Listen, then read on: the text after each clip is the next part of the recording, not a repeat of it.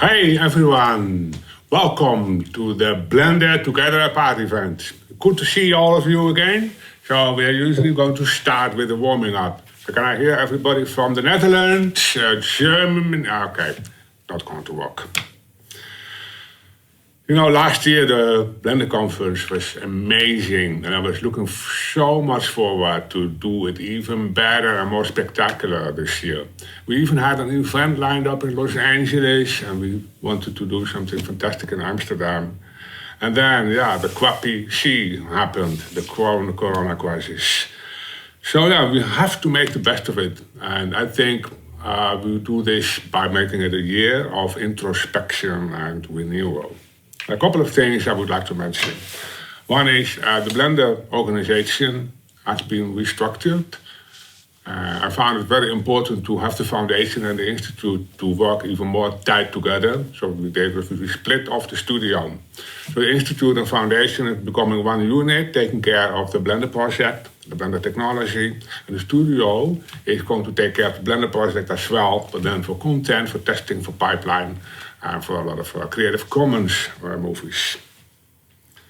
The second thing we worked on was the foundation mission and the theme. Like, what are we doing here? Why are we together? What is the mission of this project?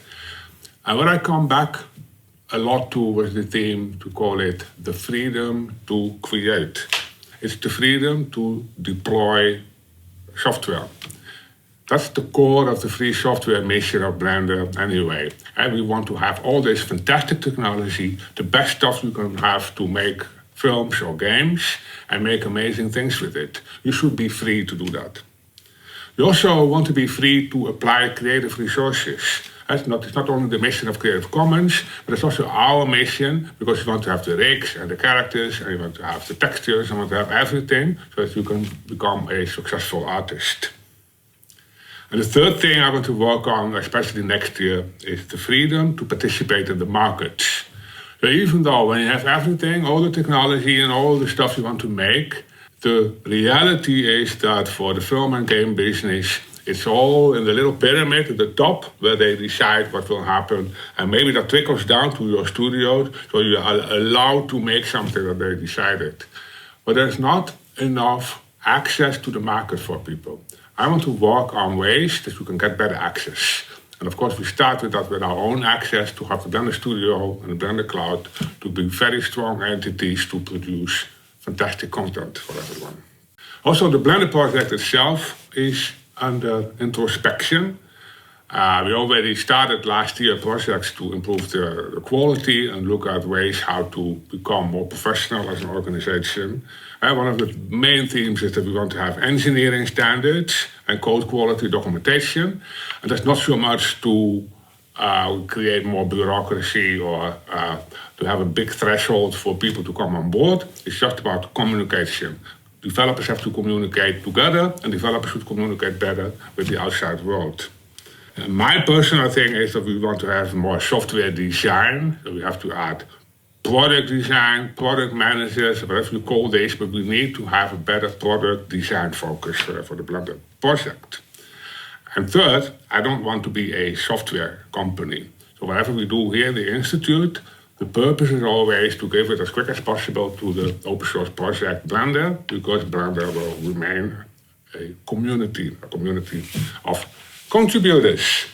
So I wanted to keep it short. We've collected a fantastic set of videos from all over the world in the spirit of the Blender project. I hope you enjoy it, and I wish you... Oh, wait, there was one more thing. I wanted to talk about what happened to me this year.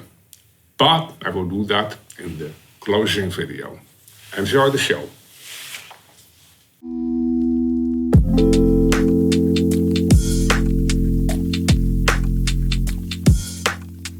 Since I haven't met a lot of you guys, I thought I would introduce myself. I am 22 years old and I live in Fort Worth, Texas. I work as a hard surface modeling artist and I live with my boyfriend Matthew and my newly adopted kitten named Lux. I got him when he was like 3 months old, so he was still a pretty tiny thing, and he he's just as playful as when I got him. So this year was kind of interesting. I transitioned completely to working from home and using Blender full-time. And then also I picked up a ton of freelancing work this year. In my free time, I like to maintain a garden out on my patio. I feel like gardening has been very meditative for me the last few months and has really been a nice space to unwind after working. I made a lot of personal projects this year, and one of my favorites was this sci-fi helmet. First starting off with a very rough sculpt and then modeling it with sub-D modeling. I also got to try out the new cloth brush sculpting in Blender, which I enjoyed a lot. This was actually the first project that I used it. And then finally I put some simple procedural textures onto the models and then lit it and rendered it completely in Eevee. So thanks for watching. That's all for me, and I am looking forward to meeting you all in person next year.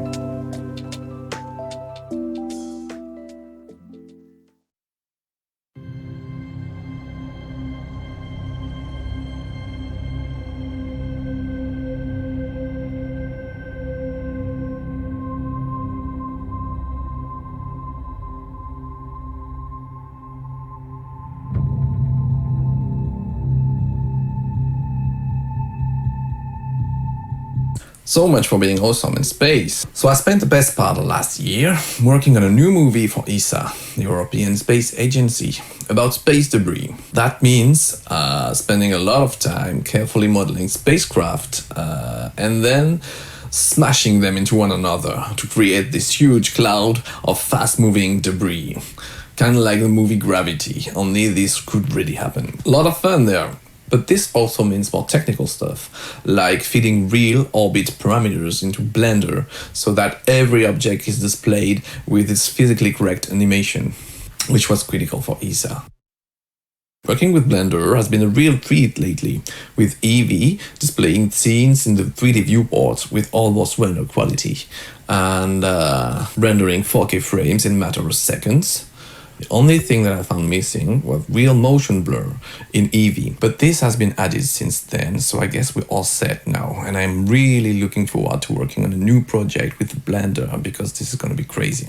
So stay tuned if you want to see the whole movie, which is going to be available online, but after it has premiered at the European Space Debris Conference next year in April. So take care and keep on blending. Blender Day has looked like this for 12 years now. Hallo und herzlich willkommen zum Blender Day 2020. This is what Blender Day 2020 actually looked like for me this year. I'm Vincent. I'm an animation student at Filmakademie Baden-Württemberg, longtime participant and this year's moderator of the German Blender Days. When I got the message that Blender Day won't happen in person this year, I quickly decided that we should have some sort of an online alternative. I got together with the organization crew and we made an online meeting with the German community instead. We had 11 speakers from all around the world to share their knowledge about Blender. We had great speakers like Julian Eisel and Julian Kaspar who talked about UI in Blender or character creation, talks about rain shaders in Eevee, behind-the-scenes look at animated movies and virtual production in Blender. I think this year's event was quite a success and hope that we can have an event like that in person again soon. Until then, I can recommend you to go to blender3dschool.de to have a look at the talks or even organize a community meeting in your country instead. So actually, 2020 has been very good and also very challenging for me so far. I moved from Germany to France. I started out working as a freelancer. I learned a lot of new things, including a new language. And I met cool people. I started working on awesome new projects. Yeah, I always loved working in Blender, but due to my full-time job that I had for the last 5 years before I became a freelancer, I didn't really get to. So when I learned about the grease pencil function especially, I really couldn't wait to get back into it. So I started working on a personal project around the grease pencil function. And it's supposed to look like a 2D sketch that someone just started coloring and didn't finish yet. And to achieve the sketchy look, I layered grease pencil strokes on top of geometry, and I sculpted them varying thickness, opacity, and position to achieve a more sketchy look. And I also used a mixed material out of emissive and diffuse to have this more flattish 2D look. I talk a little bit about it also if you're interested on a Blender Today Live, and I have a more detailed breakdown on my ArtStation page as well.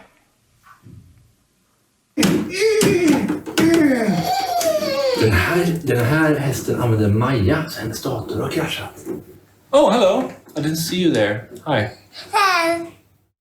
I used to work as a character and creature artist at Goodbye Kansas Studios, but now I have switched to game development. So now I'm working for Embark Studios here in Stockholm.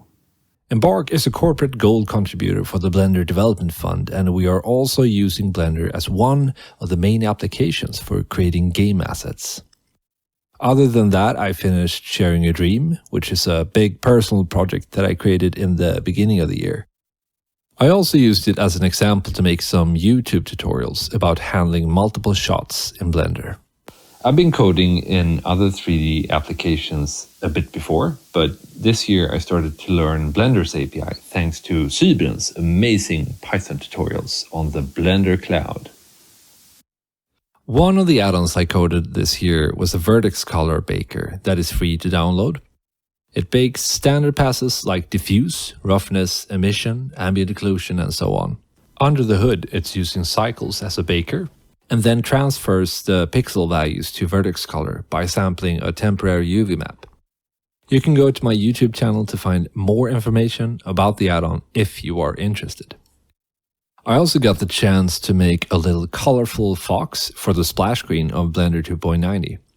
It was great fun to make, and I'm always happy when I get the chance to help the developers at the Blender Foundation with this kind of stuff.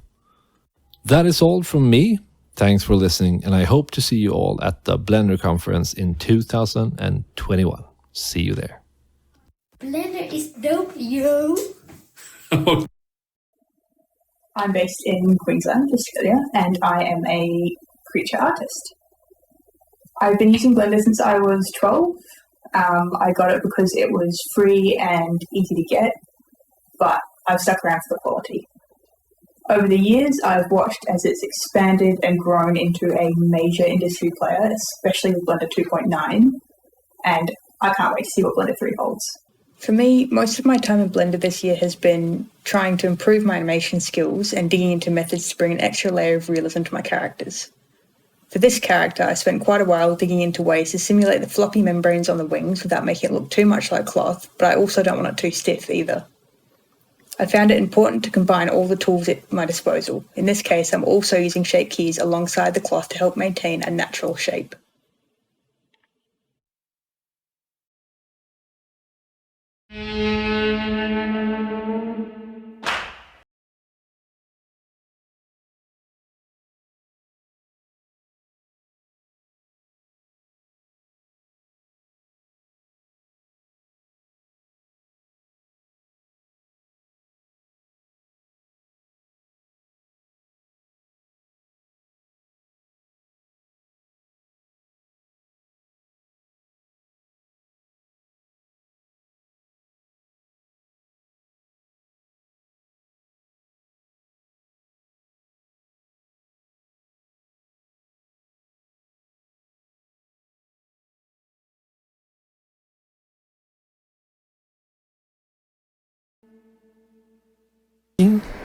Where is that record button again?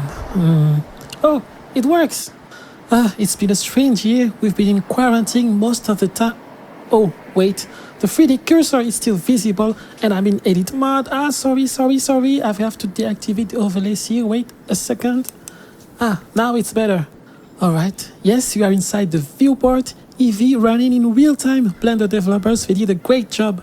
So, I was saying I was in quarantine most of the time, but you know, I'm a freelancer and for us it's not much different than normal life.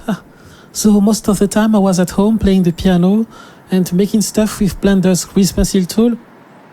other stuff with grease pencil, even more grease pencil. Well, grease pencil is my favorite feature inside Blender, so I like to create stuff with it. And who needs a girlfriend when you can just make art?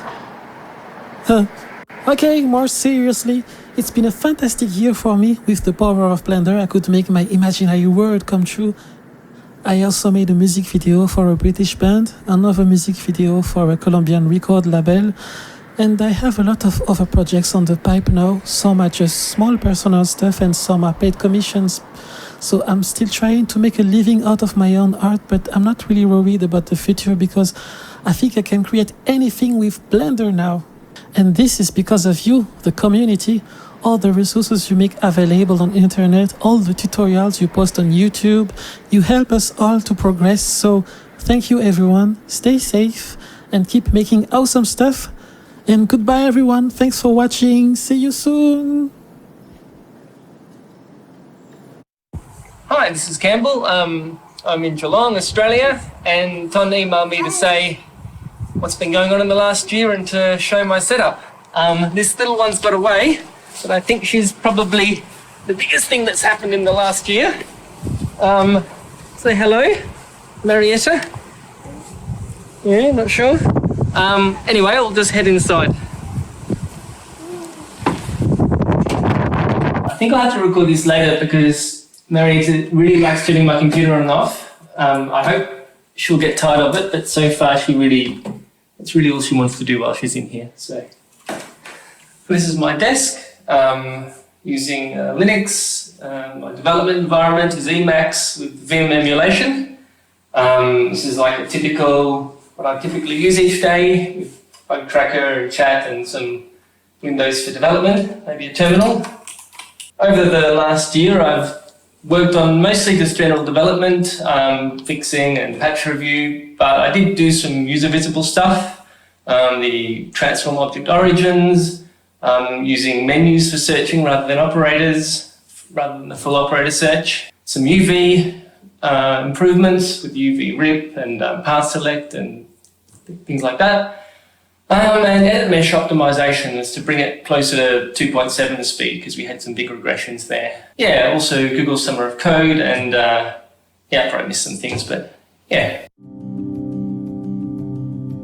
We moved to Poland last year with Lena and Lev and even managed to travel a bit in between quarantines. Sea salt is good for your health, they say. Well, getting stuck at home has its own pros, I guess. Enough time for Lev to break into the digital art and Blender, obviously, for those of you who have jokingly foretold that. What can I say, Lev is lucky to have Lena as his inspiration. Guitar is my influence, though. Thankfully, our creative shrimp business hasn't been disrupted, thanks to your support. On the contrary, we have been trying to expand and diversify. Instead of one project, we run like 5 to 10 different projects at once with amazing creators, Manu Järvinen, Jenna Landry, Rachel Frick, Luca Rudi, Evgeny Palamarchuk, and others. AD is multitasking the whole shebang in his unique, over-enthusiastic style, with Eva, Leo, and Gio helping to keep the balance. Apparently, the ever-expanding creative shrimp universe now includes some drone photoscanning experiments, and God knows what else, thanks to our extended video crew in Belarus, Nick and Eugenie, digitizing the abandoned buildings and other such stuff. And they do it amidst the biggest political crisis in the history of Belarus. Живе Belarus. What can I say? Kudos to them, and kudos to us all in 2020 for making it through. We are unbelievable indeed. Fortunately, the life goes on, and you keep drinking coffee, blending, creating, talking to Troy Sabotka about gamut mapping and life, while the life goes on. Cool, right? Blender has been my only 3D software for the past 9 years, and as a full-time Blender instructor, it's been a pillar of my career for the past 8 years. And yet, I've never been more appreciative of this software as I am in 2020, because as long as I have a computer, internet access, and Blender, I can do my job all the same, quarantine or not. and this year has made me more aware of this benefit than ever before. My artistic aspiration this year has been a return to my roots, a return to realistic portrait creation. The first project I used to test Blender's capabilities back in 2011 was a portrait, and it absolutely shocked me that an open source software could deliver high-res sculpting, projection texture painting, subsurface scatter, hair grooming, and compositing. And while it's not the best CG portrait on the internet, for me the experience confirmed that I as the artist was the only thing holding back Blender's potential. The tools were there, they were competent at the very least, and getting better every week thanks to the active, transparent developer community. And that's when I fully transitioned to Blender from the usual commercial apps. I then promptly recorded my first Blender tutorial course about creating a realistic portrait, and I've been teaching ever since. So you can imagine that portraits hold a special place in my heart. This year my passion has been reignited, in part because I welcomed a new daughter into my family and I spend a lot of time enjoying her face, doing anything I can to make her smile or laugh, but also because I want to explore new features like random walk subsurface scattering, the newly rewritten multi-resolution sculpting, the cloth brush, all of which I can do safely from home. So thank you computer graphics and thank you Blender.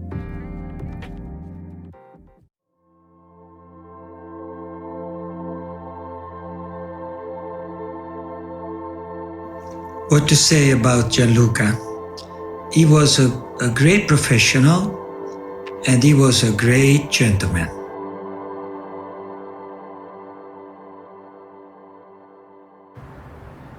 I met Kino at the Blender Pizza, soon after we were in Amsterdam for one of the first Blender conference. I showed some of my works. Kino was among the first who told me that my works were nice and cool. Now I live thanks to Blender. Gianluca, along with several other people in this audience, has changed my life. Thank you, Kino.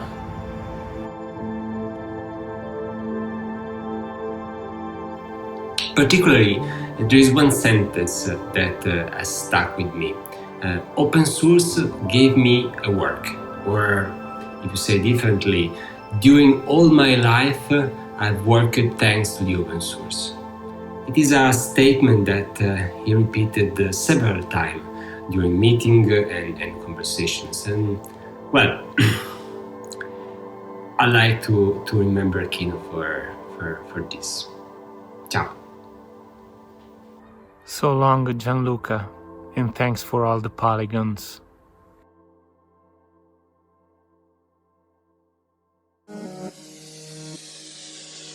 In 2019, we started a show called Bhurji Wale Chacha on YouTube. It's an Indian animated comedy show. People liked it so much that in several months, we reached from 0 to 300k subscribers. The idea was to shoot a real footage and then add a 3D character, where these characters talk about current social events, does movie reviews, and make people go die laughing. And we did this all using Blender. Using Blender, these guys have made 45 episodes. And that is around 40,000 minutes of oh my fishing god! Don't mind him. It's around 3 hours of content. 1 year ago, when we started, it took us around 20 to 30 days to create 4 minutes of content. Since then, we are constantly finding a way to reduce the production time.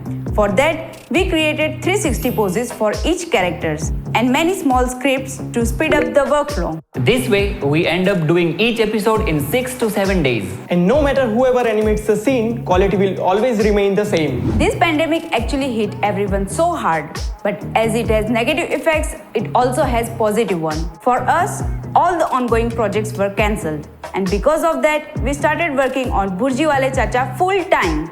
We shifted to our hometown, faced communication issues, no internet, so it became tough to work together. But on the other side, our content was recognized by many famous YouTubers and Indian celebrities. That thing encouraged us to make more of it. In future, we are looking for introducing more characters, better scripts, longer episodes, and more collaborations. We will keep making these videos as long as we can, and we hope that people will keep supporting us. Thank you for listening to us.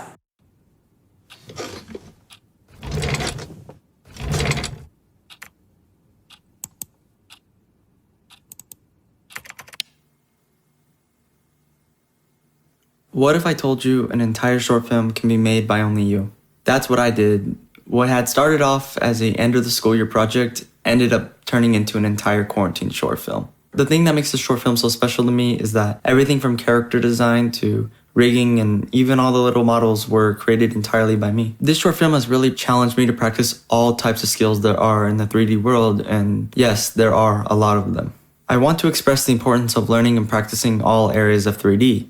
If you're anything like me, I had been stumped for the longest time of what skill I really wanted to pursue and get better in. I would spend hours trying to correct lighting for one of my scenes or fix a glitch in one of my rigs. But from this whole experience, this just inspires me to learn and get better at that skill. At a glance, a short film does sound like an ambitious project, but when you really think about it, having freedom of artistic views of what you envision and imagine can really enlighten your passion for a project or a future career, especially with Blender at your side. So with that insight, go out there and learn every skill there is. Find pure enjoyment in what you do and explore your horizons to find what you're most passionate about. Thank you. I've always wanted to make these letter balloons in Blender. Why? I'm not really sure, but it seemed like the perfect stay-at-home project now that Blender supports cloth inflation. You see, my wife and I just bought a house, and I wanted to make a cool image to share our exciting news. Step number 1 was to type the letters. And that wasn't too hard. Step number 2 was to figure out how to get the right settings to make the letters inflate perfectly. Hey Jeff, we need to paint the house. Step number 3 was to figure out how much paint we needed to buy by making a rough model of our new house and calculating the surface area. And I totally nailed it, by the way. Step number 4 was remembering to keep the balloons pinned in place so they didn't fly around during the cloth simulation. And the last step was giving them a beautiful material. All that was left was to take the photo and add in the digital balloons.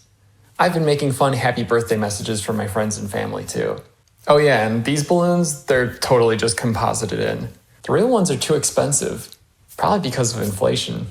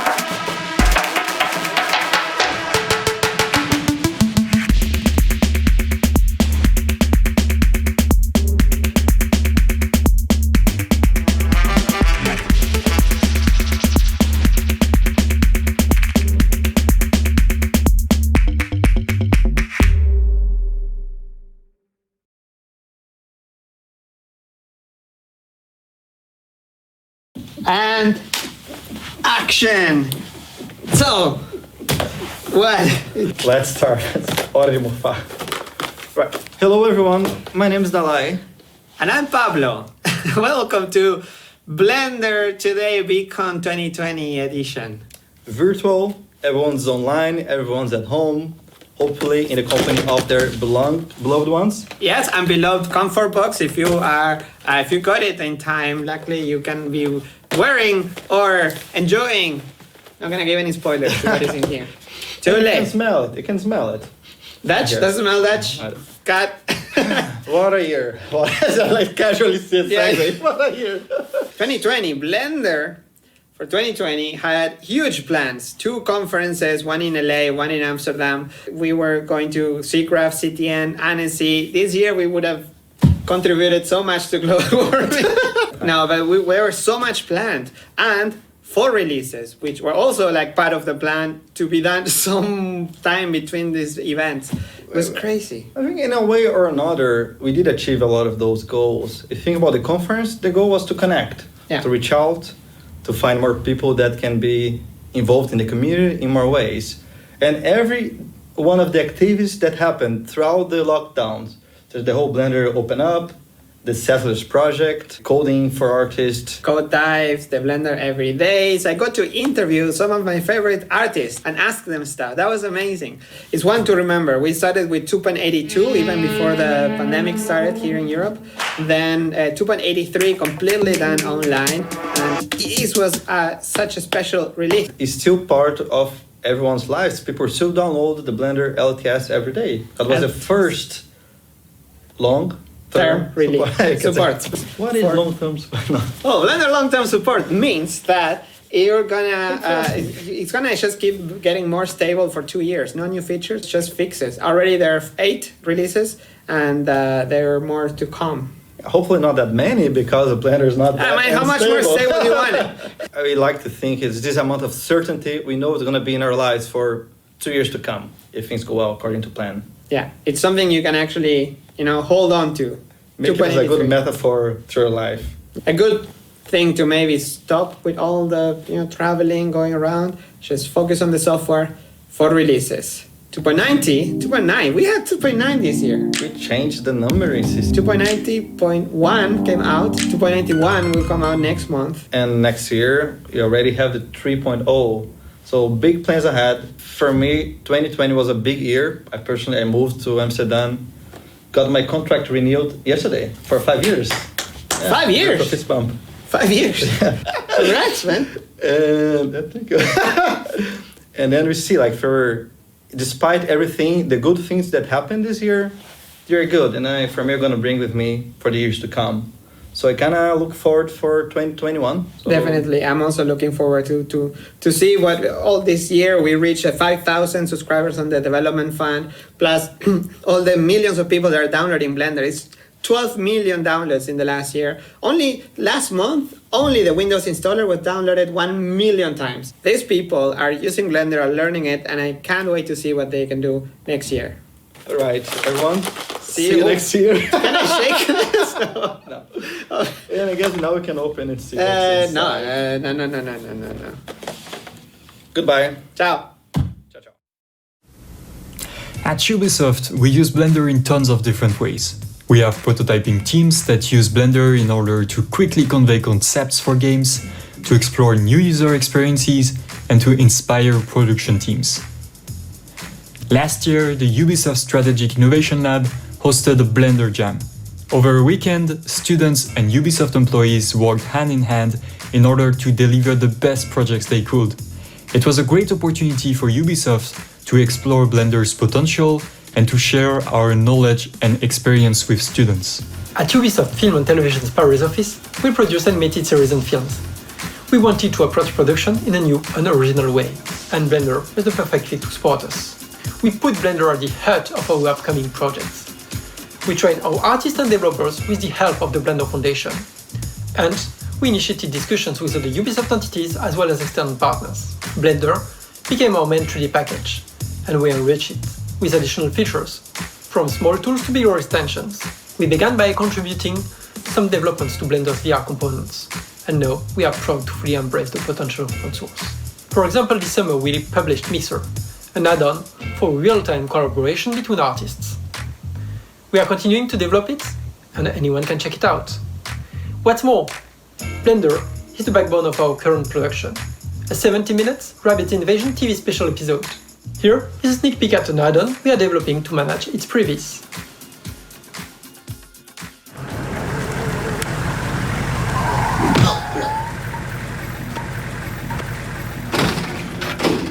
At Ubisoft, we believe that open source can bring incredible opportunities, and we're excited to work with Blender on even more projects in the future.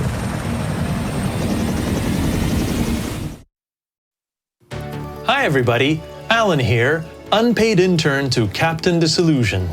Ever since he and I accidentally delivered the greatest talk in the history of the Blender conference the other year, I don't think I've used the software all that much, really. I mean, there have been a few instances. I imitated this fake viral video and then my version became more viral than the original. Did some stuff in a zombie movie, interesting water simulation for this science-y video, a whole bunch of shorts explaining imaging technology principles, and this wagon wheel effect thing. I reconstructed a Korean theme park ride with it. Oh yeah, I used it in an Emmy-winning YouTube original series, and did a whole virtual set episode. And also did visuals in a TEDx talk with it. I don't even remember that. Then there was the video about the moon UFO sighting, in which I tried to imitate the style of an actual Blender god. And I guess I used it to explain the very physics of light. But mainly, I would say I've been using Blender as a sort of fidget tool. You know how sometimes you want to take a break from the effect or animation you're working on by working on a different animation? I've been playing with Blender's grease pencil tools and just doing these little silly practice sketches. It's really quite therapeutic. I have to admit I'm not very good yet, but I think I've been improving. So far, my crowning achievement has been an accurate animation of one of my cats, this one, throwing up. Now, I'm sorry I didn't have time to do proper sound design on this, so I'm just gonna have to provide the sound effects in real time. Here we go. Well, there you have it. Whether I'm working hard or slacking off, I just gotta say, Blender Foundation, Blender software, and the Blender community, thank you for making it easy.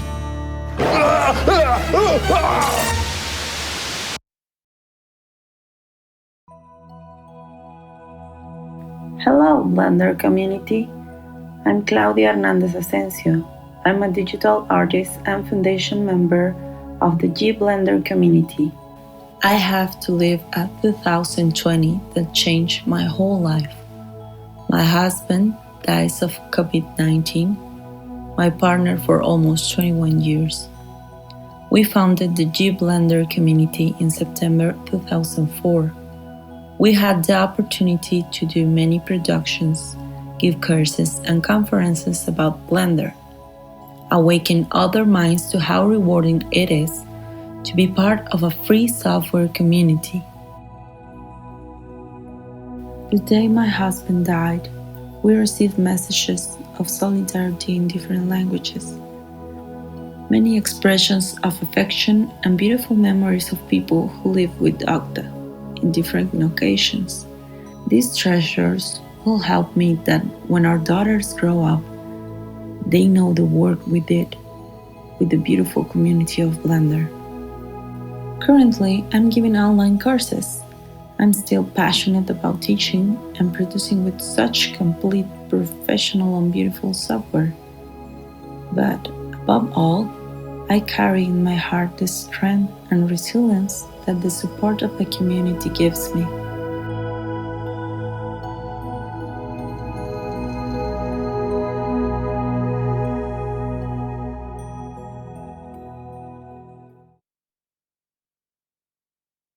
Hi everyone, I've been using Blender since December 2018. I'm an artist and musician. Here's some of my work.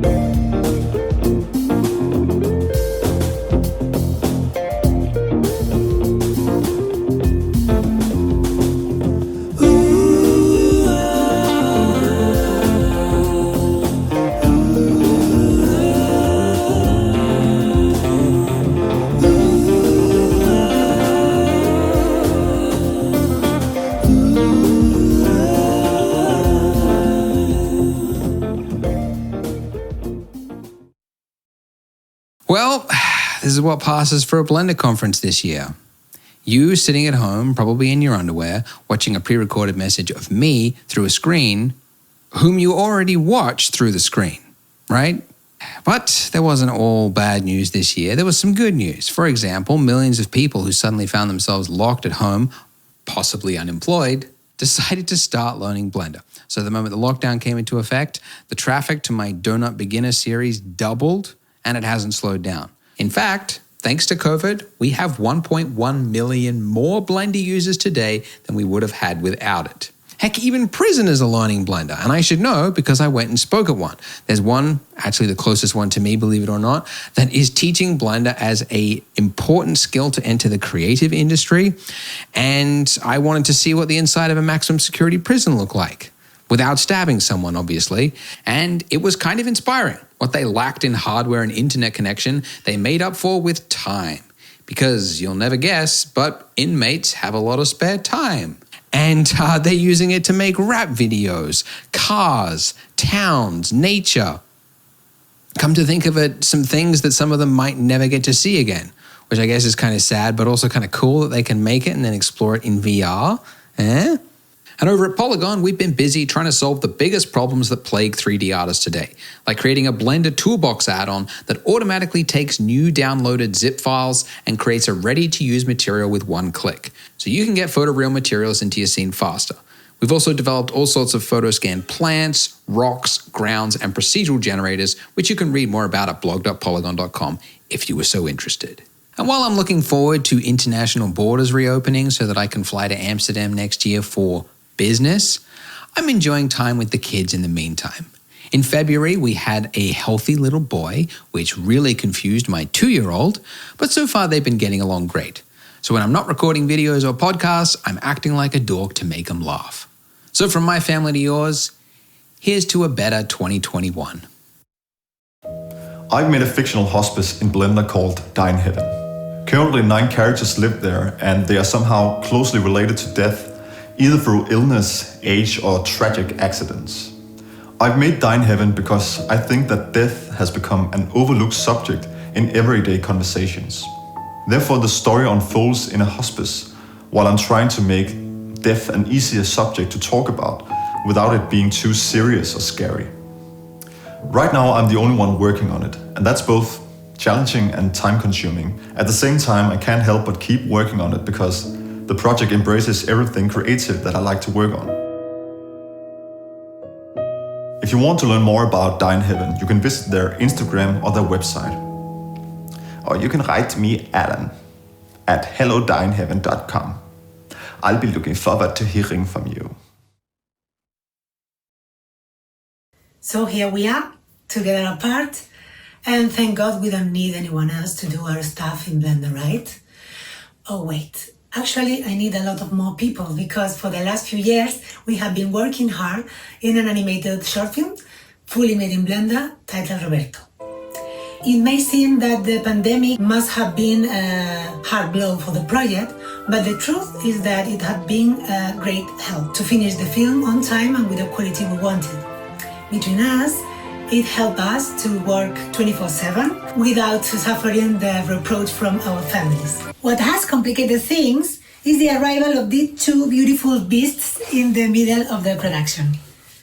And of course, the launch of version 280 of Blender. Despite the months of getting stuck with unstable versions and the delays of the stable one, we are really happy of had risk upgrading the version of Blender in the midst of the process.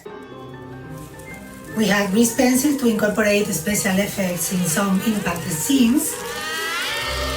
And of course, we have killed the render time thanks to the Eevee engine, which has worked great with the aesthetic of the shot. Let me tell you a small secret. When we had rendered about 1/3 of the movie, we realized that we have forgotten to remove the stamp out. It was like crazy and panic moment, and with another rendering engine it would have been a disaster, but with Eevee we were able to repeat again and finish on time. So thank you guys for being there with the whole team of Roberto. Hope you like the movie. And stay safe. See you soon.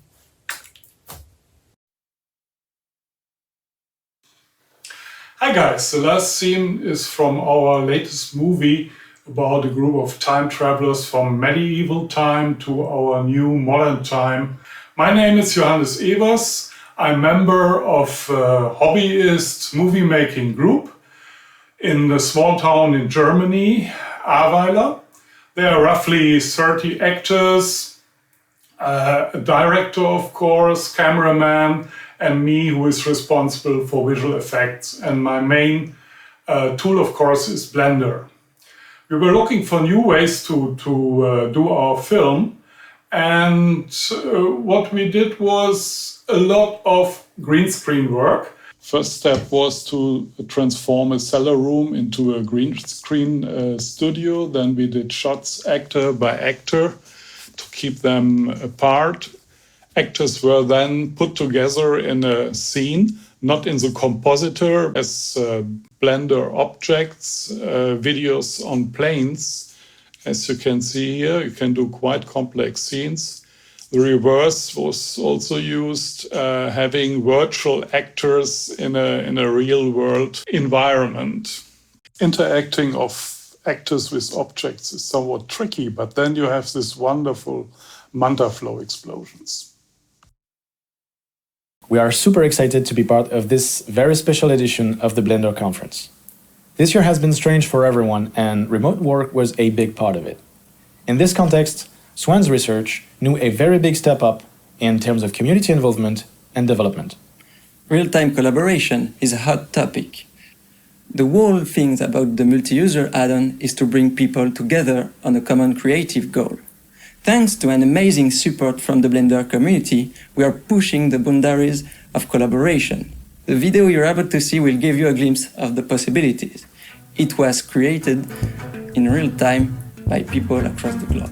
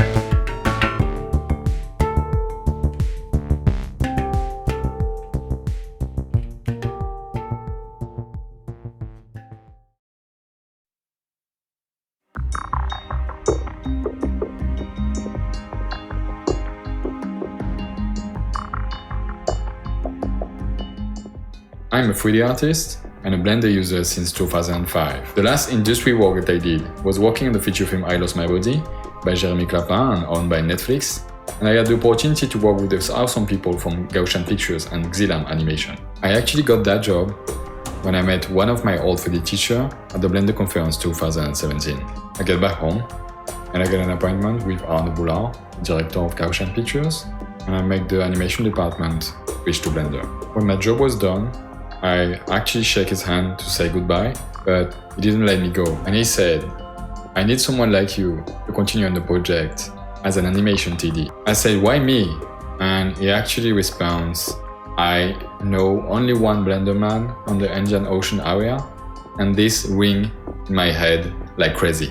People didn't call me Blender man since high school, so I just continue as one of the technical directors on the movie, and at the end of it, I just became the Blender referent on the project, because the 2 studio was asking me about the Blender way of doing things. After that, the Indian Ocean Picture Institute, the animation school we have here on Wayne Island, called me to do a workshop. And with all of this pandemic and stuff, Blender was actually the perfect match.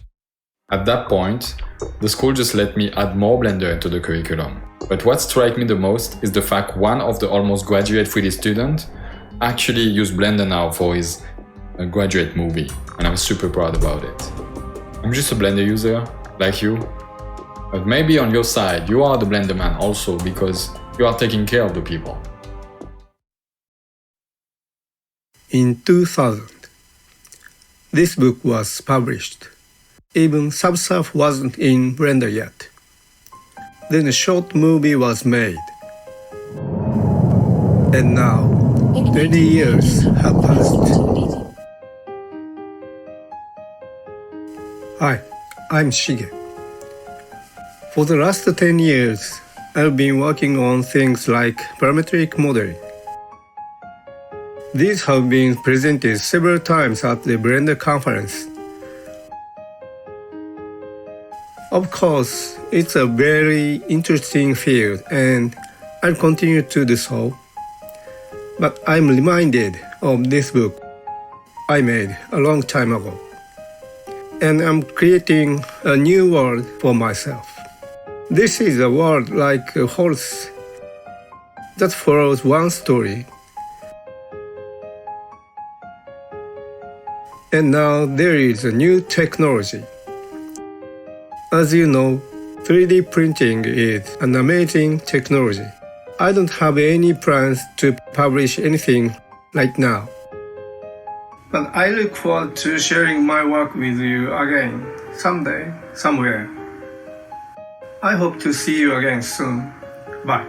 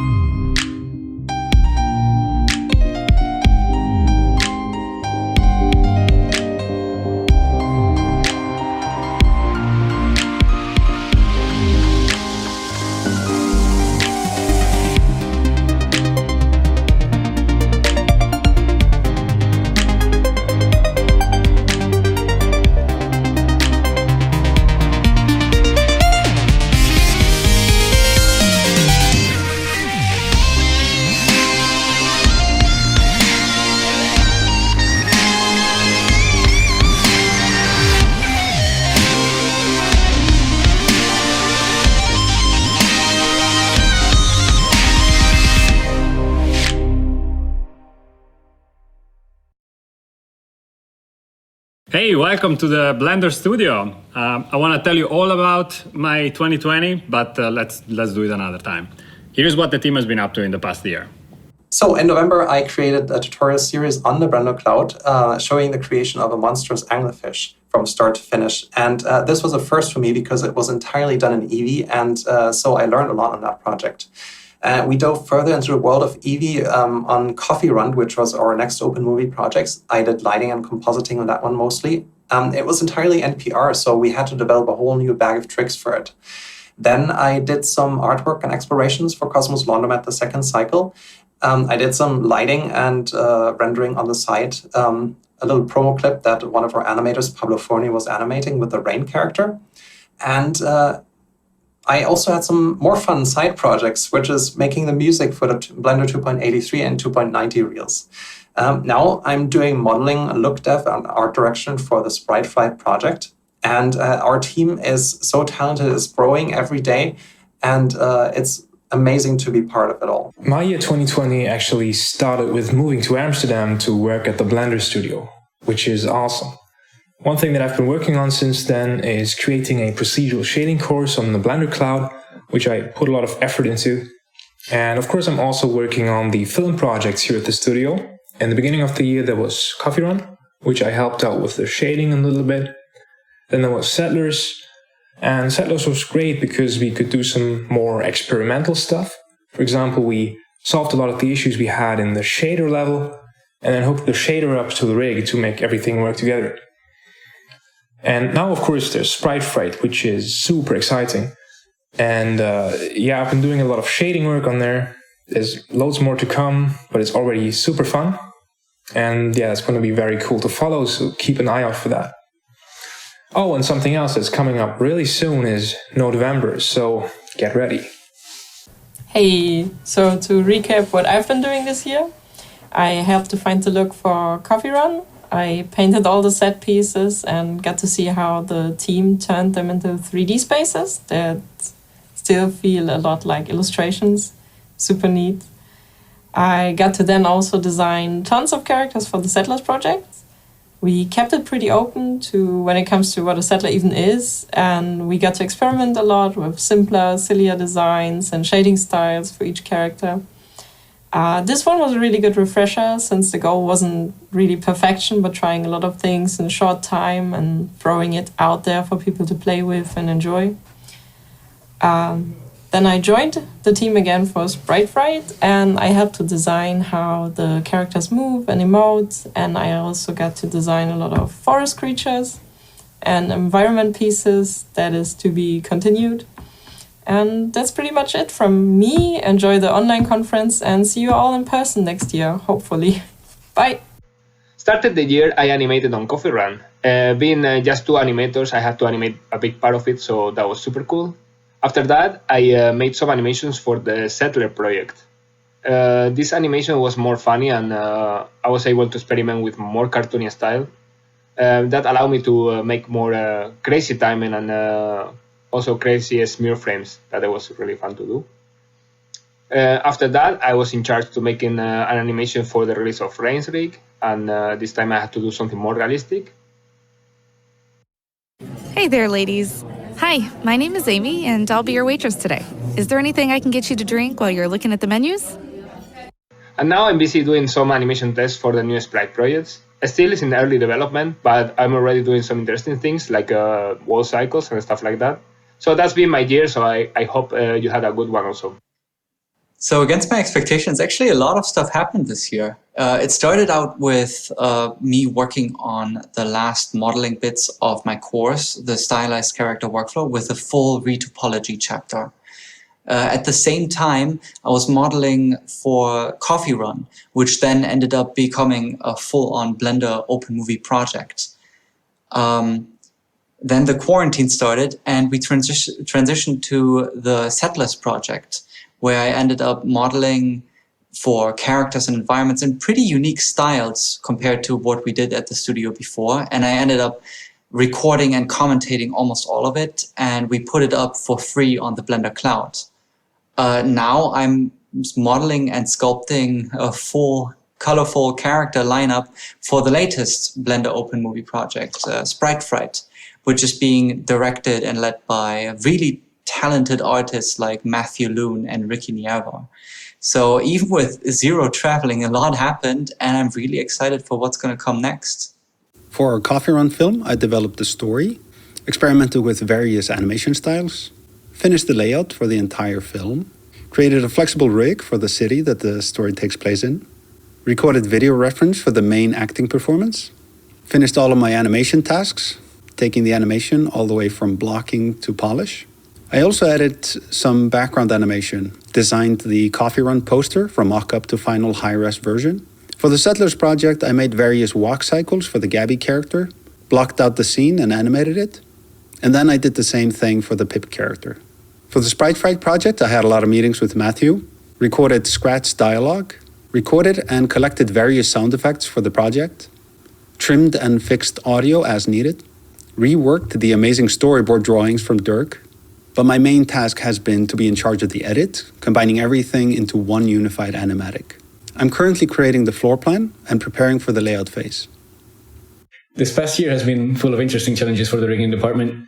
Starting with Coffee Run is where I learned what the animators here want and need in their rigs, which as it turns out was not this. Also during Coffee Run, I started developing Cloud Rig, my Rigify feature set, which I used to rig all the background characters, and it worked perfectly except for a couple of times. After Coffee Run, we released the Rain 2.0 rig, which some of you guys made some really awesome stuff with. Then came Settlers, where we went a bit experimental and also a bit crazy because of the lockdown. And now Sprite Fright is ahead of us, probably the studio's biggest project so far, and they expect this guy to rig the whole thing. Can you believe it? What a year! What a year this has been! Wow, but very busy. Personally, I've been excited about that area between shooting pictures of something and having a digital representation of that thing for like indie filmmaking and stuff. And that includes mapping footage that you've shot onto geometry, which I think is a really fun way to be able to composite because the footage is actually there in the scene. But I've been doing a lot of photo scans too and trying to rig all of them up so they can move and things. Some of them can be like really uncanny valley, but I'm slowly figuring it out. I've always been scared to do digital people, and they're still, you know, a little eerie at times. But I'm really excited. But recently, I've been working on the Hyperbole. It's the sport of the future. It's high speed, high stakes, high body count. Meet Razor Ranger. After a life-threatening barbed wire incident, he dedicated his life to the art of Hyperbole. He's the bad boy of the group and a real rough-riding son of a gun. Don't want to get in the way of his 36 shooter. Woo! Then there's Dylan 2.0, bad boy cyborg with a death fist and a need for speed. And this gal's the Burgundy Blitz. She's blind and a veterinarian. And of course, little Tim, bad boy of the group, just 15 years old, but he's already making his mark on. Oh, Tim! Popcorn bot.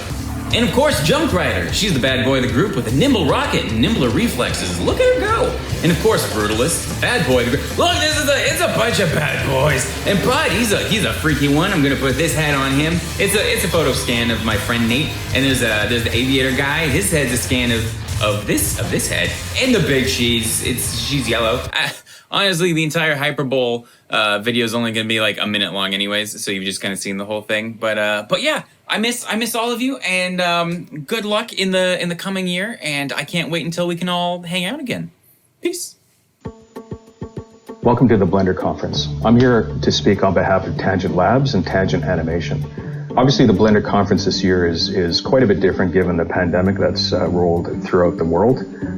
So it's very unfortunate that we can't be there in person, but hopefully we can provide some updates with regards to what our companies are doing. So as I think everyone knows, Tangent Studios itself is a Blender company. Welcome to IQ Robotics. We did Next Gen using Blender, and our current project that we're working on with Netflix is also utilizing Blender in basically the same manner. All of our layout, animation, modeling, surfacing, etc. One of the most exciting things that we've done on the Tangent Animation side is released a Hydra Delegate version of Cycles into the open source. It is possible to hook it into other applications as well as utilize it with USD input from a variety of packages. Over on the Tangent Lab side, we're getting ready to launch our new product, Loop, a cloud-based animation production pipeline tool. Loop includes asset management, production management, review and collaboration tools, render management, and real-time reporting. This is our opportunity to take all that knowledge of all the people that are working within Tangent Animation and Tangent Labs and bring it to the public and allow people to concentrate on the artistic parts of it and let us deal with the underlying technical issues. So going forward over the next year, we're looking forward to working with the Blender Institute, Intel, and others on improving and supplementing the USD support inside of Blender. We're also doing some work with Intel on looking at integrating their OpenVKL volumetric rendering technology into Cycles as well, which we think will have some great benefits for Cycles in Blender. And on a personal note, hopefully next year I can see people at the Blender Conference in person. In the meantime, stay safe. Nowadays, they use procedural textures. For this depth of field, there are still 10 buildings to be done. The textures are too heavy. What about the lights? Do I need to use color correction? 5 minutes animation is impossible. What did I think? Maybe if I use motion tracking. Yeah, without selling a kidney. I was almost there. Le altezze degli edifici e le distanze approssimative. Look at me tonight, I'm explaining this to you. So thank you a lot for your attention. At the end of February, like everyone else, we had to stay at home. The cat, my wife, my 2 children, the third was almost born, my 2 jobs, my goals, my dreams, everything. Everything in the house. Our garden has become the children's playground, while the attic was used as an office by my wife during the day and by me at night. Everything froze in February. The dream of my animation movie had stopped after the script and after the first teaser, while the crowdfunding campaign was almost ready to go. And there I went into my hibernation. That was a beautiful beginning. Yeah. The budget isn't there yet, Maybe being able to just animate one scene from my script. Blender 2.9 is out, and the time I spend on Blender leaves me happy. Oh, nice. So you guys actually have it. And the gloves as well? Nice. And can I use it? Oh, okay. And you also have a room? With green screen? Nice. And yeah, I can buy the license for the software. Of course.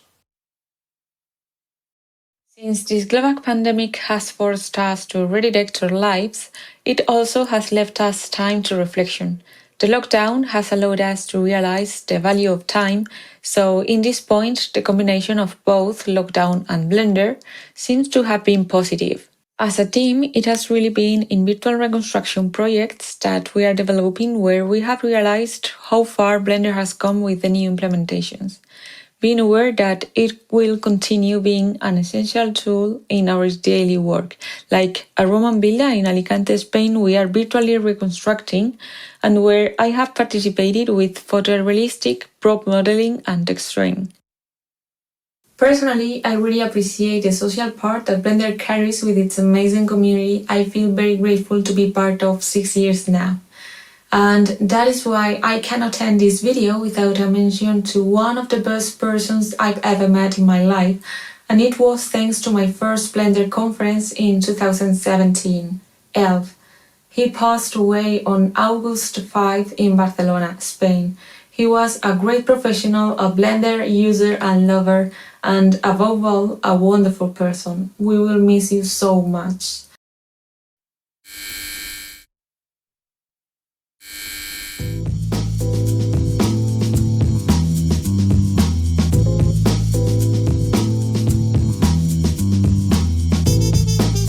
Hey Simeon, what are you doing? Hey Max, I'm currently in Blender and I use the OpenXR features from Blender to inspect a scene in VR for VR app for our clients.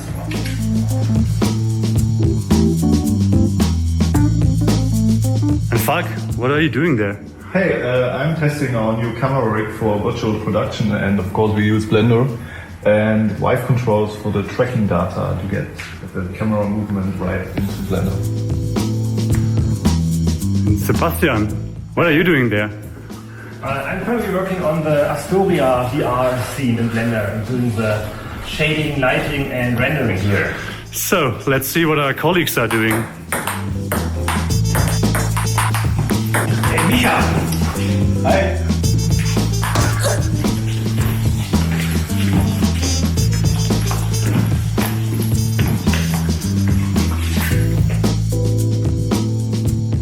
Hey, what are you doing there? Oh no, I'm just doing the training.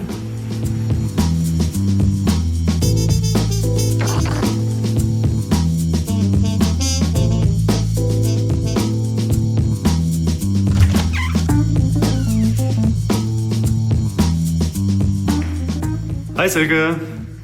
Hey. Ah, you're animating Alfred.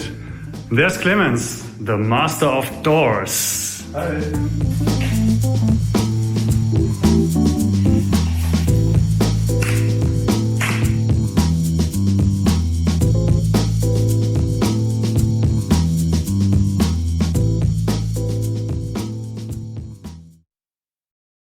Before the pandemic, I went to UK.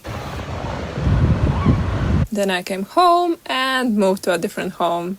I also started to weave again, and I even got married. I think you and the flowers make a lovely couple. Many happy years. Thanks, Captain. But to be honest, I've spent most of my time just working from home and trying to find inspiration in simple things all around me.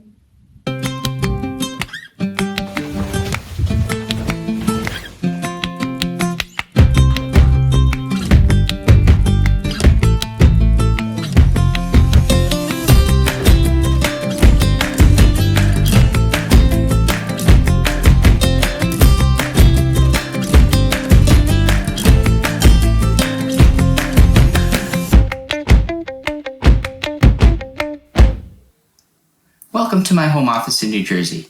Fun fact, I modeled this addict in Blender when I was helping my contractor do a remodel. I'm a volunteer Blender developer, and lately I've been working on new Booleans. Here's an example of a Boolean difference, a cube subtracting a kind of handle thing that is in the same plane as the top of the cube and pokes through the bottom of it. Old Boolean doesn't even try to handle coplanar cases like this and gives this bad answer. The new Boolean does try and succeed on cases like this, giving the correct result. Here's how new Boolean works. There are 4 main phases. In the first phase, we triangulate both objects because that makes the next 2 phases much easier.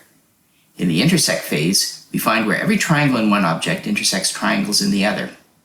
Then we subdivide the original triangles. We use a special constrained triangulation algorithm that ensures that the intersection segments and points we found earlier are part of the triangulation.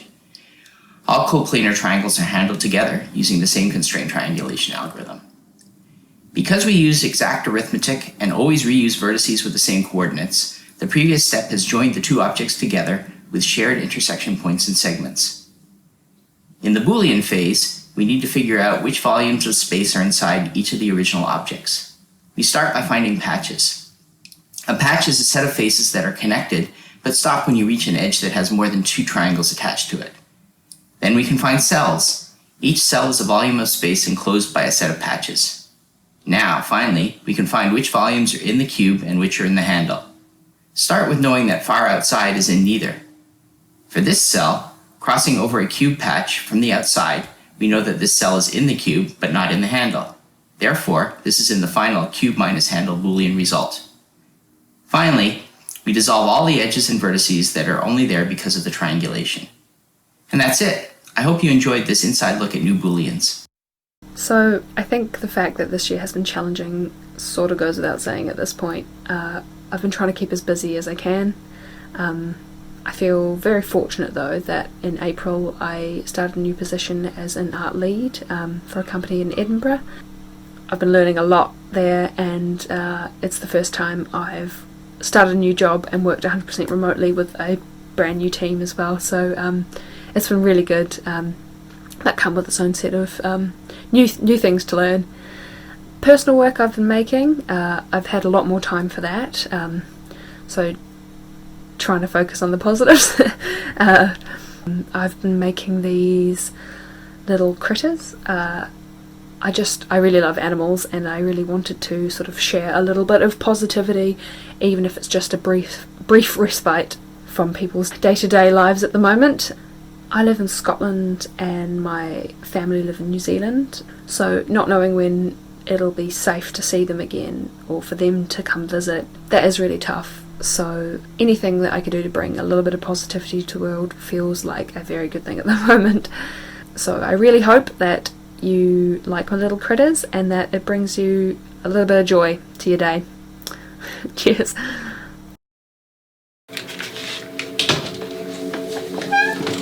4 years ago, we found a free special chest of treasure on the internet. That special treasure is Blender. Now, all we wanted to do was create beautiful VFX shots, so when we got Blender, we felt like we had all the power in the world.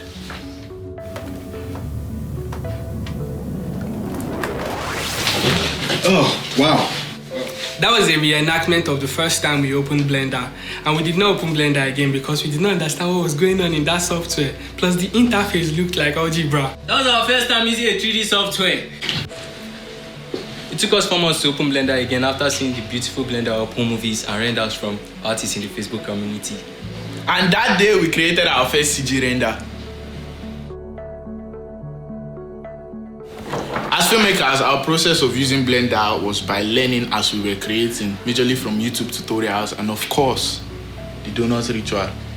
And most times while shooting our projects, we find it hard pulling off certain shots, so we spend months tinkering with Blender, finding out the very best ways to actually pull them off. We made our first sci-fi film in 2 months. We made use of Blender to create and render a facility which we placed our character in. This project inspired us to do so much more that the next goal for us was to give our character a robotic arm. It took us 7 months to work on this project.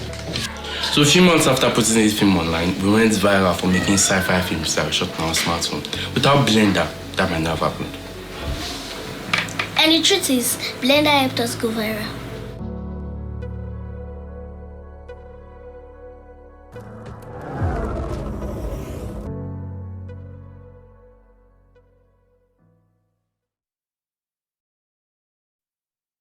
2020 has certainly been interesting for myself, as I expect it has for everyone else. Outside of my family, my young son, Marvin, who is just now 2.5, my other focus has been on my small brewery. So I own a small brewery named Sandhills Brewing that is a little neighborhood tap room. We can seat about 50 people comfortably, legally up to 74. It's very small. This is the whole thing. 2020's made it particularly interesting, what with all the shutdown orders, because the entire business is based on selling beer over the bar. High margin, low volume, if you can be open. So that has certainly made things a little interesting to try and make it work. But for me, it's also been a lot of fun because ultimately, brewing is one of those things that is a perfect marriage of the arts and sciences. And so it gives me a chance to express my creativity, focus on the technical aspects, and make something that has nothing to do with the digital world, but is, something that also brings people together, creates a sense of community, and hopefully that people can enjoy. On the Blender side of my work, I've been focused almost exclusively on Blender Market. So some of you may know we started Blender Market as a side project of CG Cookie back in 2016. And since then, that has basically been my full-time focus. Admittedly, I actually don't use Blender all that much anymore. I still love to dabble. I still keep an eye on releases and all that. But my core focus and what I do now is on helping other people, creators on Blender Market, create their own businesses and create ideally, a independent livelihood based around Blender, giving back to the open source development of Blender and really just helping, bring a financial ecosystem to the Blender community in a way that allows everybody to contribute, give back, and ideally create some sense of independence for themselves and their family.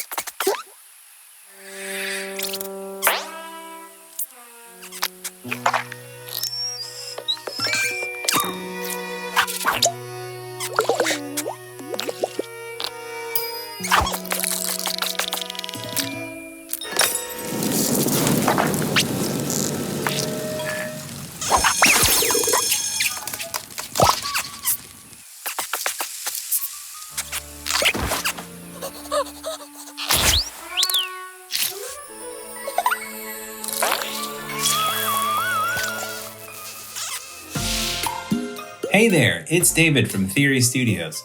Thank you so much for watching our world premiere of our brand new cartoon series, Bugs Buddy. It's going to be on YouTube Kids later on this year.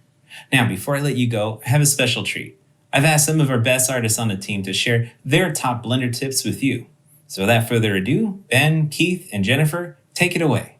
This is Ben McDougall, lead shading artist at Theory Studios. Here to tell you, always check the bit depth of your normal maps. Use 16-bit or higher to avoid artifacts. This is Keith Morgan for Theory Studios' compositing team. Did you know that you could reduce overhead by replacing whole objects with sprites? Hi, I'm Jennifer, the lead animator at Theory Studios. Remember to always use a video reference to make your animations look even better. Hey everybody, Sean Kennedy here. I still work at COSA Visual Effects, but I haven't been in this building since I think March. Just like everybody else now, I work from home, which happens to be a 4-mile walk that way. So come on, I'll show you some of the things I've been working on.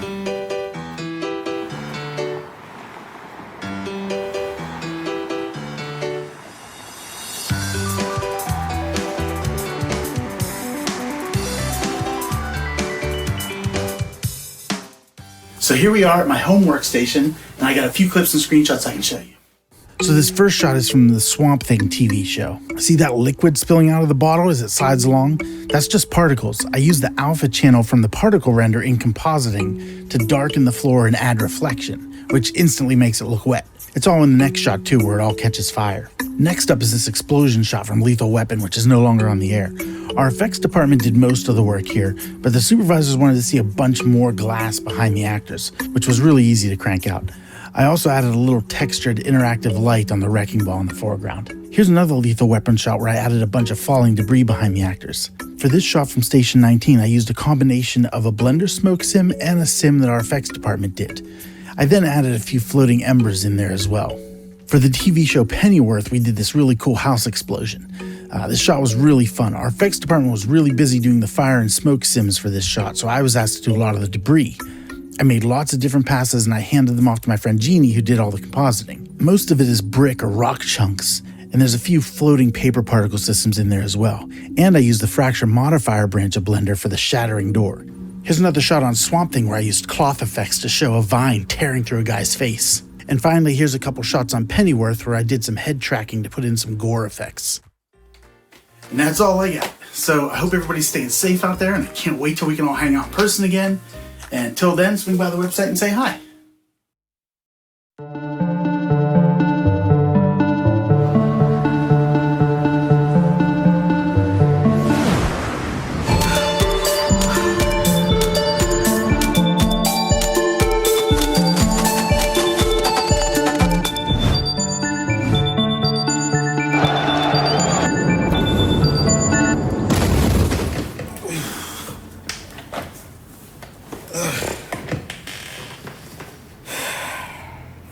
Well, this year was especially if you're Lebanese like me, with protests, counter-protests, a huge economic downturn, and then a nice massive semi-nuclear explosion to top it all off. The massive economic downturn meant that none of the credit cards in the country worked anymore. I couldn't even renew my Netflix subscription. You know what doesn't need a subscription though? Praying daily at my custom-made Clément Foucault altar, thanking him for making Evie, which has allowed me to work throughout the year. This project, directed by Nadim Shoufi, the clips of which I showed you at the beginning of the video, I've rendered 60,000 frames in 2 months. Still rendering. Blender is propped up by the love, kindness, and passion of the Blender community. A few days after the explosion, glass was broken everywhere around me. I was interviewed by a couple of Dutch news reporters. After the interview, I was contacted by none other than Bart Valdez. I'm sorry if I'm butchering your last name.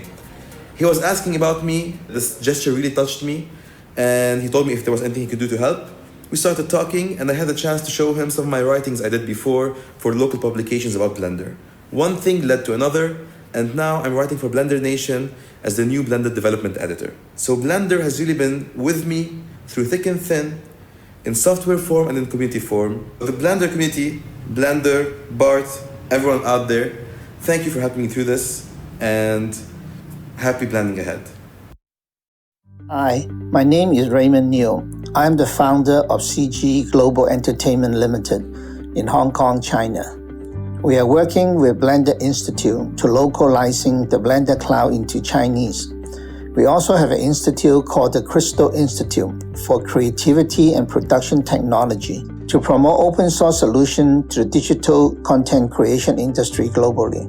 In addition, we ran AWN China and Global Any Magazine to help promote the industry. The localization of Blender Cloud is a monumental task. At present, we have already translated and subtitled over 7,000 minutes of Blender Cloud materials into traditional and simplified Chinese. Hey guys, welcome to the interface and navigation tutorial for Blender.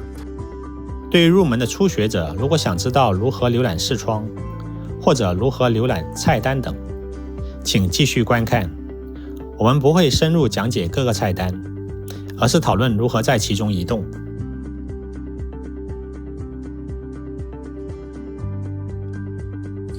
During the labor-intensive subtitle making period, our team also created a video tagging and search system. Using this video tagging and search system, our team can assign keyword tags to specific segment of a video content. Using this tag searching engine, the result UI will show the relevant search result of video, along with a timeline visual, which is linked with every corresponding word, text, or question to be answered. The linking visual are referring to the meaningful time segment of the video. Users are then able to play that specific time period of video directly from the search results. This video tagging and searching system further enhances the functionality of our search engine. It enables us to leverage all the existing video content, making it more useful for every user. The goal of this video tagging and search system is to introduce a set of more user-friendly, more robust, and more meaningful learning material for our users who want to master the software.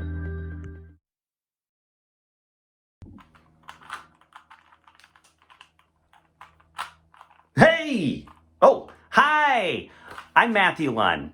And for the last 30 years, I have been animating, storyboarding, and writing on a number of different movies and TV shows. From the Toy Story films, to Monsters, Inc., to Finding Nemo, to Ratatouille, to Up, to Cars, to The Simpsons. Lots of great movies, TV shows, and specials. But for the last 6 months, I've been working on a project with the talented team at Blender that I am so excited about. It is an animated short that I'm writing and directing called Sprite Fright.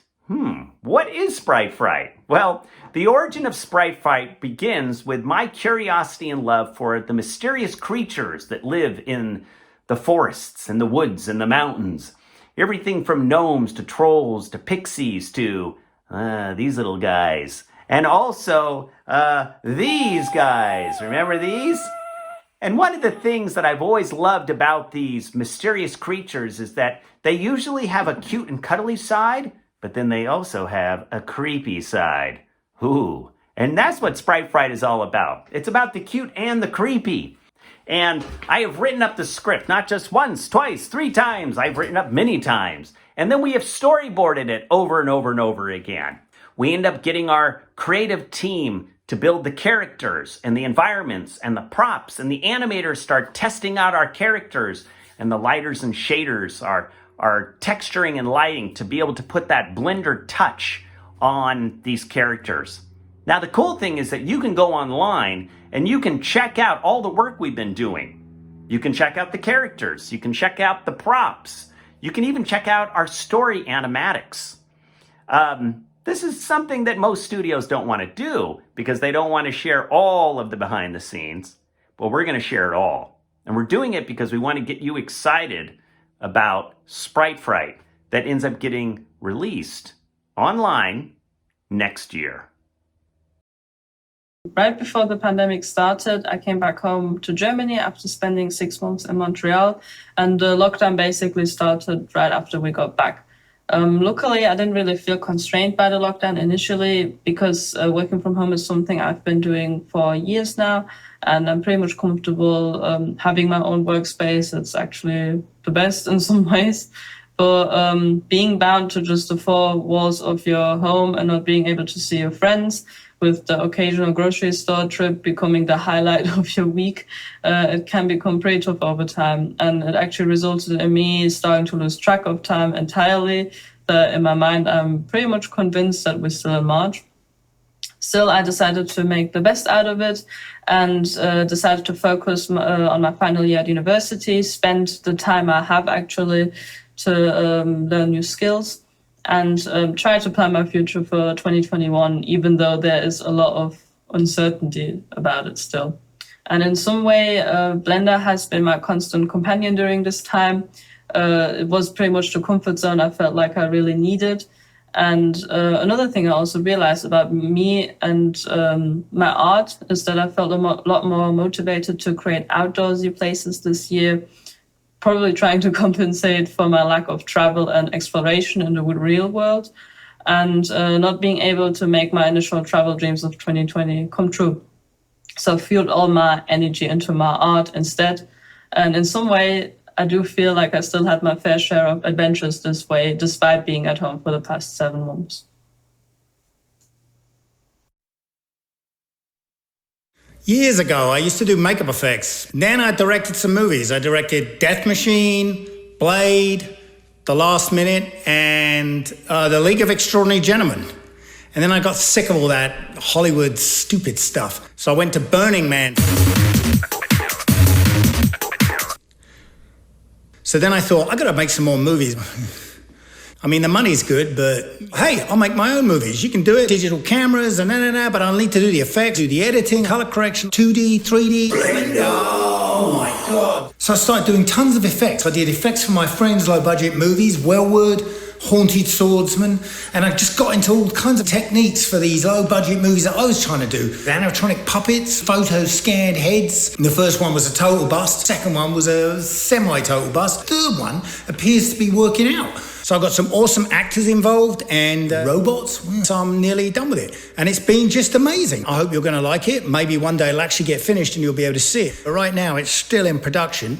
And so thank you so much to Ton and all the developers. It's unbelievable what you've done. Blender's soaring right now, and at a certain point, that's going to be the gold standard for everything. It already is. We know that. Just everybody else has got to catch up. Hey! I think it's quite common effect in films. Imagine you're standing in the middle of a waterfall. It's noisy, it's messy, it's colorful, it's wet, you see everything's falling down. Suddenly it stops. The jets are coming down, you see a bit of splashes, you're standing there in the darkness on a black mirror. That's how it feels when the doctor tells you you have leukemia. On February 24 this year, I was urgently hospitalized because I was developing bruises all over my body. I started bleeding in my mouth. The doctor said, go to the hospital, Tom, we have to examine. At midnight, I got the infamous bad news delivery by the doctor that I have acute leukemia of the quite rare kind. It's called APL, which is not very common, but it's very lethal. So usually you don't survive 2 weeks with this, unless, of course, the treatment works. So that's what happened. They immediately gave me blood transfusions and chemotherapy. And luckily, after a few days, I was recovering. So I quickly moved from the critical phase to the phase of that you might get cured. 4 weeks later, I was released from the hospital. I was strong enough to join the rest of the world in the lockdown, staying at home. After 5 weeks, I had my first bone marrow test, which was extremely good. And cancer was in remission, the doctor said. So we are going to take you to the next phase to cure you fully. And that's called the maintenance phase. So, well, a little bit of maintenance, right? But then she said, well, it actually is 7 months of treatment in which you have to be 4 months in hospital. Not full time, but imagine in the afternoon you go to the hospital, they hook you up with a bag of poison, you wait 3 hours, you get sick, you go home, go to bed in the morning, you feel a little bit better, and in the afternoon you go back to the hospital, they hook you up and you get sick again. That's for 4 weeks. Then you get 4 weeks to recover. Another 4 weeks, you're getting sick. You get 4 weeks to recover. Another 4 weeks to get sick. Another 4 weeks to recover. Another 4 weeks to get sick. And that was last Friday, the last of the chemotherapies. And then this morning, I went to the doctor again to discuss the test I had. And luckily, my blood is fantastic. The bone marrow was looking really good. I could be declared cured, but there was one little test that is still waiting. There's a DNA test, which will take another 2 weeks to get. But the doctor said I shouldn't worry about that. I'm recovering extremely well. So basically, I've got my life back. So, and oh, how much I would have loved to celebrate that today at the conference with everyone. Because there would have been a conference and we would have thrown an enormous party. Not this year. So I'm telling you this because this whole experience had a profound impact on me, on my personality, and on my life, of course. Lots of time to think. And I learned a couple of lessons. First, getting cancer and surviving it is not a fight. It's not something you win or something you lose. You only need one thing, little bit of discipline, of course. Take care of yourself, eat well, do some exercises. But what you need is luck. And I was lucky. I was lucky that science found the right treatment for me, which is only 15 years old, this treatment for people with this type of leukemia. I was lucky to have family and friends around me to stand by. And I was lucky to have a team here in the company to stand by and to have Francesco Sedi to replace me for 8 months, doing a fantastic job on it. So I was lucky to live in the Netherlands, where there is a universal healthcare for everyone. So there was not a moment that I had to worry about what the treatment would cost. And the doctors didn't have one moment to think other than what can we do for Tom to help him, to cure him, and to make it as good and easy as possible for him. So next time if you see people having cancer, don't wish them strength, or in Dutch sterkte. Just say good luck, and or I wish you well, or a good day and a good evening. Other things I learned was that I want to start taking care better of myself. And I want to, I had the feeling that I was sacrificing myself too much. So I want to put myself more forward and also take care better of myself in a way that I can pay myself a little bit better so I can afford, for example, a little house outside of Amsterdam with a garden. I also mentioned last year that at some moment I have to step aside from Blender for the future and to allow other people to come in. That process is being sped up, but not so much that I want to step down, but to get very strong people around me to help making Blender strong and keep it strong so that I can move on and step forward. Because the main thing I learned was that I was really, really not ready to let it go. I couldn't let go of Blender because that's my life's work. Blender is life, right? Blender is the community, it's the team of people here, it's everybody who's contributing, it's the developers, the bug fixers, it's the people who make add-ons, it's even the people who complain or the people who use Maya and don't like Blender. It's the forum trolls and it's even the people who want to have the game engine back. So all of them are the people I love and all of them I feel like is my family.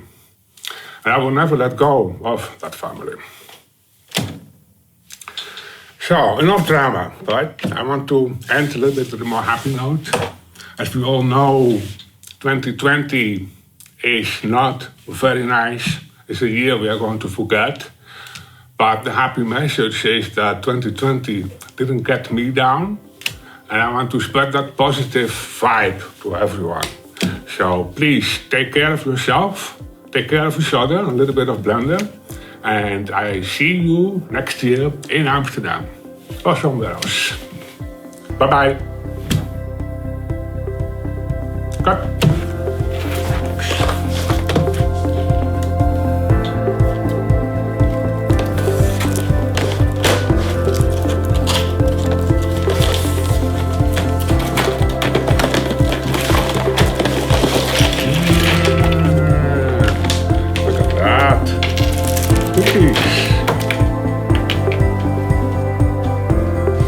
Yep.